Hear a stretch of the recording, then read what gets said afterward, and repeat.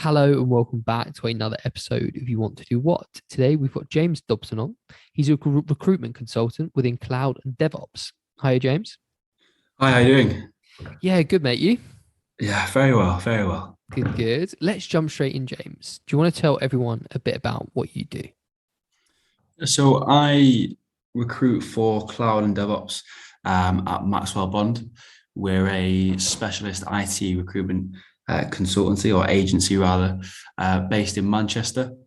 Mainly focused on sort of the northwest area, Mhm. but obviously with the advent of fully remote now, it's getting in a wider and wider search. This is a really interesting subject at the moment. We've had a couple of recruitment consultants that work in tech come on and tell us about the market at the moment. And it's just, there's so much demand for people with this kind of skill set, isn't there? Yeah, of course. I mean, obviously the reason for coming on here is I saw Parul came on here Yeah. on one of the earlier episodes, and just in terms of the DevOps market currently, we're having to update salary surveys that we do quarterly rather than yearly now, Wow. just because of the just standard increase in salary. That's crazy. Have you ever seen anything? Well, firstly, how long have you been working in the industry? So I've been doing tech recruitment for around about a year and a half now. Hmm. But obviously, so started mid to sort of start of the first lockdown, and from there it's just picked up, and now it's a completely unrecognizable industry compared. Wow, in that short space of time, it's changed that much. I mean, what do you think's driving this? Is it the case that everybody now realizes they need a digital presence? I know people kind of thought about it previously, but now everybody definitely needs it. Yeah, I mean, in terms of the reason for hiring DevOps people is that everyone's trying to move from on-premise onto the cloud because for numerous reasons it's a lot cheaper, and it's these types of things that companies are now looking to do. It's cost effective, it's bringing outsourced IT in-house, and it's also the fact that a lot of companies let employees go during the pandemic, and from now there's a huge resurgence, not just within the IT industry, but also within sort of the economy as a whole, really. So, anybody listening to this and wants to get into DevOps or the cloud, what are maybe three key skills that you look for when looking for your candidates that really help stand out? So the majority of the positions or vacancies that I look after or cover are sort of mid to senior and higher. But in terms of getting into DevOps or just IT in general or being a developer, there used to be a whole thing behind, you need to go to uni and get a degree. Mm. But now it's not that at all. There's great places like Tech Returners, Code Nation, where people can go there and jump straight into a entry level DevOps role with some great companies, whether that's in the Northwest or UK wide. Wow. So that's really interesting to hear because we always talk about university versus jumping straight into work. And what we found recently, and not just in tech, it's industry, so many industries are now saying this to us that university is kind of like a nice to have. If you've got it, great. You've probably learned some good skills, some life skills. But actually, if you jump straight into work, sometimes we value that even more because you've learned in the field, you're learning key skills. And like you say, you can even do that in tech now, which is amazing. Yeah, definitely. I mean, I myself didn't go to uni. Obviously, didn't jump into the sort of tech sector, so to speak. But yeah, it's less and less of a need now. It's more of a nice to have, as you say. So do you find that, when you're speaking to your clients, are they listing it as a requirement or is that for certain levels of roles? Are they still listing university as a requirement? Um, I think fewer and fewer are because well, multiple reasons. First one is that there is a huge shortage of talent within the market. So we've found that most actually good cloud or DevOps or platform engineers, however you'd like to call them by, are already in a job. So the ease of actually finding them has just, honestly, I can't remember the last time I placed someone that wasn't already in a job previously. Wow. So yeah, no, it's just that it's completely gone out of the window, any sort of need for a university degree, I believe. Wow. Well, exciting to hear for lots of people that want to get into it. But, like you said, maybe thought that the old barriers of university were still there. So that's really cool to hear. Yeah.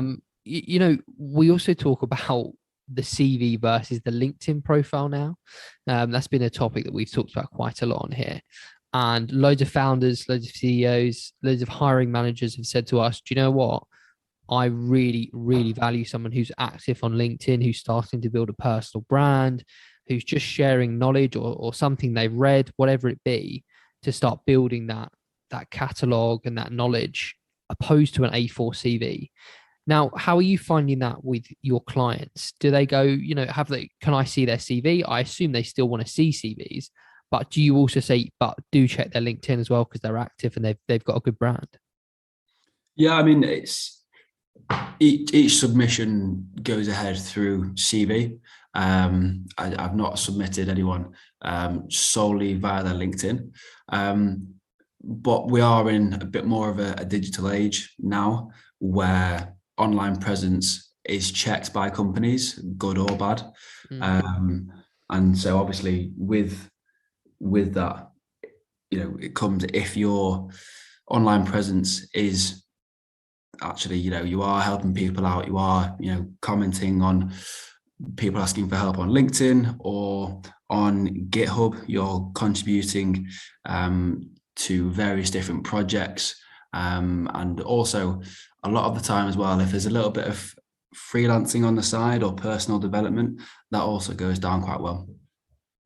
We've said there that CVs are still quite crucial for what you're doing. So have you got any tips for people specifically applying for these DevOps and cloud roles for their CVs? What can they do? What can they put on them to stand out? It's the main tech, really. I think the fact that you've worked at a specific company nowadays doesn't have as much of a pull. You've got so many great tech startups and tech companies that are based in Manchester alone, that the work that you'll do there and the exposure to all of the different elements in a smaller company may even be greater than working for a large company. I'd just say definitely try and get involved in as much of the exposure to each of the technologies as possible. So if you're just starting out, maybe try and learn a little bit more of everything rather than focusing on one specific thing at the start, because obviously that makes you a lot more employable. You don't pigeonhole yourself straight away. And then the personal research and the personal development next to that is obviously a great thing. So if you've got a home lab where you teach yourself maybe Python, which is obviously a coding language, or Golang is now, which is quite an advanced programming language, which is becoming more and more desirable as things go on, really. Just definitely getting the basics right, I would say, making sure you at least have a good knowledge of all of the basics. Do you think it's fair to say if somebody's thinking about going into this industry, tech, coding, whatever it be, that personality trait wise, you've got to be inquisitive and you've got to be able to, not everyone can sit at a computer all day and code. So there's some kind of personality traits that fit this industry and others that don't, right? Yeah, definitely. I mean, in terms of the personality, it's not just a 9 to 5 It's not just a 9 to 5 job at the start, whether that's through DevOps or through IT. I've done some PHP recruiting in the past as well, and I mean that even more so as well is all about personal development, and really upskilling yourself in your own time. Obviously, it's a lot easier if you find a company that can pay towards more qualifications or let you have little days to conferences maybe once a month, which is not uncommon these days as well. Those are the main things to look out for. And what do you think are some of the big upsides to people that are thinking about working in tech? What would be some of the positives to going into the industry? Well, I mean, especially in Manchester and especially in the Northwest, it's now become a massive tech hub, not only within the UK, but also within Europe. So you've got, as I say, countless companies, solely just in Manchester, doing a complete variety of different things, whether that's through, cybersecurity or through to, media marketing or just general cloud consulting. Then, the upsides are that there's so much to choose from. And nowadays companies are putting a lot of effort into training and progression. So it's actually quite a fun environment for people to work in now, rather than obviously, when you grow up and you think, I don't want to be sat at a computer all day. The benefits of working at some of these companies are just incredible, really. And then on the flip side of that, what's some potential negatives maybe of the industry at the moment? I mean, there's not a lot really, because there's so much competition between companies. It's allowed the good companies to become better, and the bad companies have had to either adapt to survive, or they just lose their staff because they know the competition and they know their worth. Yeah, no, you make a great point. And you've been talking about, lots of jobs in Manchester and the Northwest, which is fantastic to hear. It's good that these areas have now got their own, tech hubs. And you said they're a hub for Europe, not only the UK, which is awesome to hear. Yeah. But, for people listening to this, might be in different areas. Is there a lot of remote working within tech world at the moment? Well, yeah, it's a lot more than there used to be. Obviously, within tech, there's always been that element of remote work because you don't have to be in the office for a lot of IT roles, because it's not all hands-on. You can do a lot of it through your computer. So from that has then stemmed, obviously, COVID, where remote working wasn't even a negotiable. It was just, we can't go into the office. And now some companies that are trying to get their staff back into the office, those staff then leave and get fully remote roles. So I think most roles, if not all, are hybrid. So, basically you'll have to go in a couple of days in a week, or maybe, 2 at maximum, and the rest you can work from anywhere really. But there's a lot of remote roles, so you don't have to be in Manchester or London or any of the tech hubs. Birmingham obviously now is becoming one as well. So there's a lot more remote working than there used to be. I think it's really interesting. We talked to a few people that recruit in this space, and it's not. I tend to think of tech jobs as the old fashioned, at working at somewhere like, let's say, Amazon, for example, or something like that. Yeah. But there are so many, small to medium sized e-commerce businesses that now have huge DevOps teams or coding teams, whatever you want to call it, behind them. So I think people need to change their perspective a bit. When you go in and work for tech, you don't have to go and work for, one of these name brands up, massive companies. There are so many businesses that need this support now, right? No, exactly. The market has never been more buoyant than it currently is. Obviously, there's a suspected bubble burst that will come maybe towards the end of this year, just in terms of the salaries that are currently on demand, and people are actually getting those. But yeah, as you say, you don't have to go and work for a huge company to A, get the recognition, or B, actually get worthwhile and valuable experience. So let's talk about a bit about your own career, James. You mentioned you've worked in this kind of field for about a year and a half.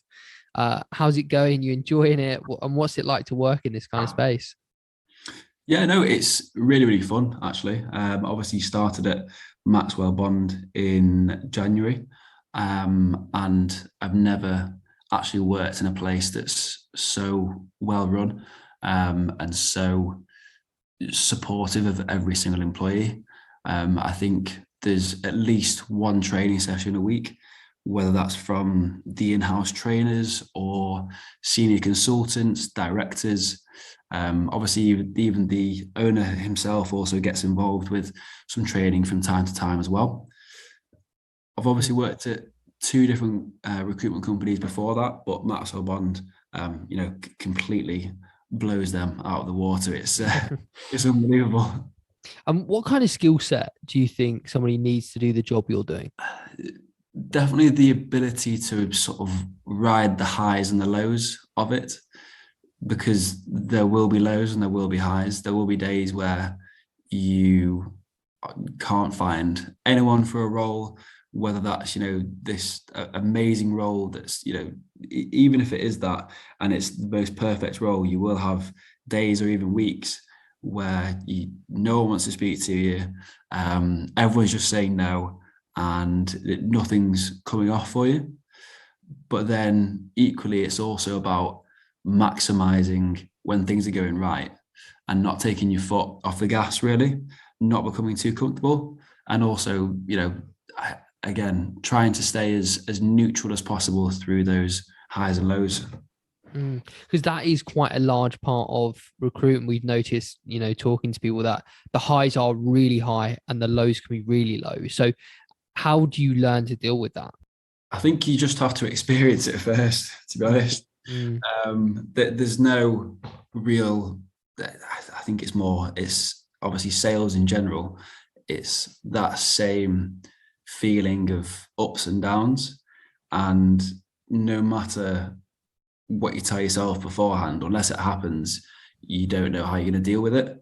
So yeah, I mean, I'd honestly recommend recruitment to anyone, really, just because of it's just fun at the end of the day.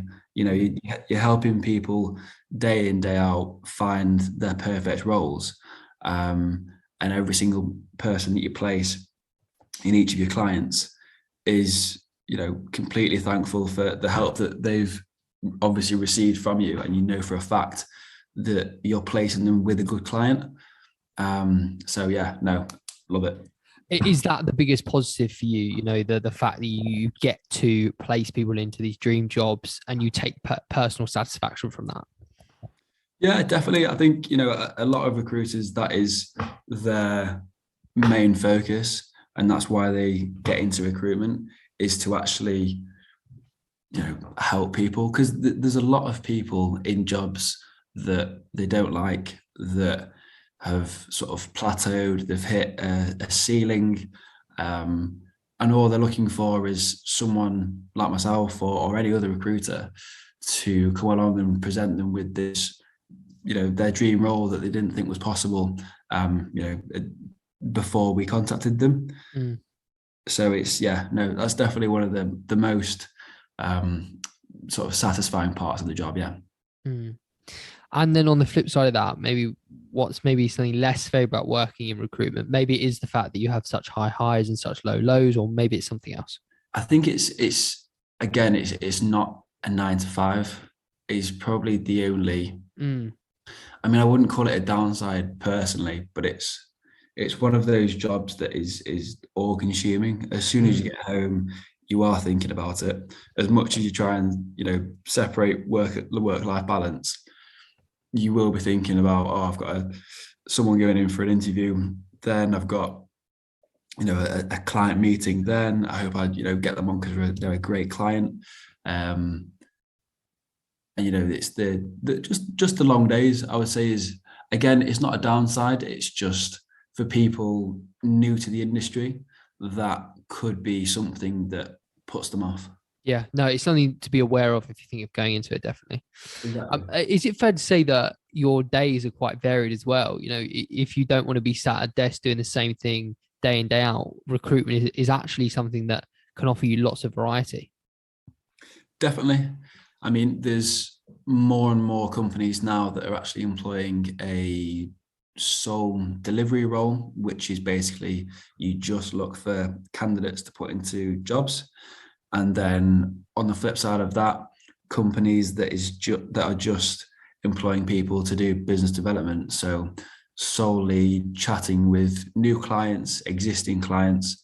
But then also there is the 360 side of things, which is obviously both. And that is, if you don't want to be finding candidates every single day or just chatting to clients, you can split your day directly in half, as I have done today. Look for candidates in the morning and then try and bring on new business in the afternoon. And it's a completely different job when you split it that way. So would you still go into recruitment knowing everything you know now? Definitely, yeah. Yeah, it sounds like you love it. It sounds like you actually really enjoy your job, which is so nice to hear. Yeah, no, it's great. I can only credit Maxwell Bond where I work currently for that as well. I know I keep harping on about them, but yeah, it's not even sold the dream as well. So it's in the interview process for some companies, and it's that's too good to be true. But then you get there and they really do walk the walk and talk the talk, and in a way they've sort of undersold it. Yeah, it's crazy. Well, James, it's been an absolute pleasure having you on the show, and thank you for your tips for anyone thinking of getting into cloud and DevOps, and your honesty about recruitment. And where could anyone find you or reach out if they're possibly going into the industry? Yeah, so I obviously got LinkedIn. So it's just James Dobson, and I work at Maxwell Bond, another name drop there. And if you want to drop me an email, it's just james.dobson@maxwellbond.co.uk.